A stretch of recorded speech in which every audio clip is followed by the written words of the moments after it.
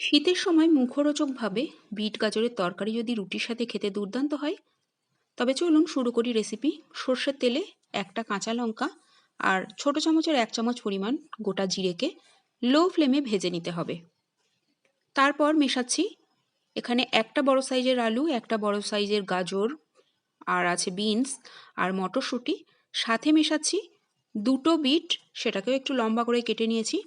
ফ্লেমটা লোতে রেখে সমস্ত সবজিগুলোকে একটু নাড়াচাড়া করে নেব। এর মধ্যে মেশাবো স্বাদ অনুপাতে লবণ, আর যেহেতু রুটি দিয়ে খাবো তাই একটু মিষ্টি মিষ্টি হলে খেতে ভালো লাগে, স্বাদ অনুপাতে একটু চিনি মেশাবেন। আর মেশাতে হবে ম্যাগি মশলা।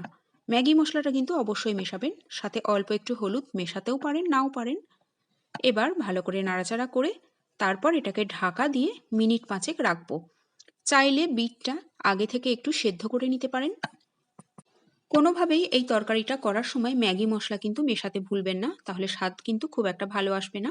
বাচ্চাদের এই ম্যাগি মশলা দিয়ে তৈরি করে দিতে পারেন রুটির সাথে, স্কুল টিফিন কিংবা অফিসের লাঞ্চেও দিতে পারেন। সমস্ত সবজি 5-7 মিনিটের মধ্যে সেদ্ধ হয়ে যাবে। এবার ফ্রাইং প্যানটা যেহেতু বড় আছে তাই সমস্ত সবজিগুলো ফ্রাইং প্যানের এক পাশে সরিয়ে অল্প পরিমাণে একটু সর্ষের তেলের মধ্যে একটা পোলট্রি ডিমের সাথে অল্প একটু লবণ মিশিয়ে দিচ্ছি।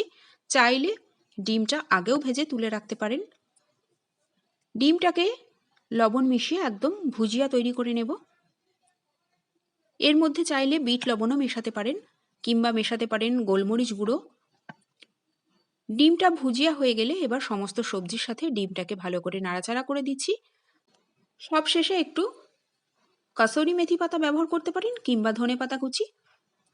এরকম ম্যাগি মশলা দিয়ে ঝটপট রুটির সাথে খাওয়ার জন্য বিট গাজর, আলু, বিনস তরকারি তৈরি করে দেখতে পারেন। আশা করি ভালোই লাগবে। পরবর্তী সহজ রেসিপির সাথে আবার দেখা হবে।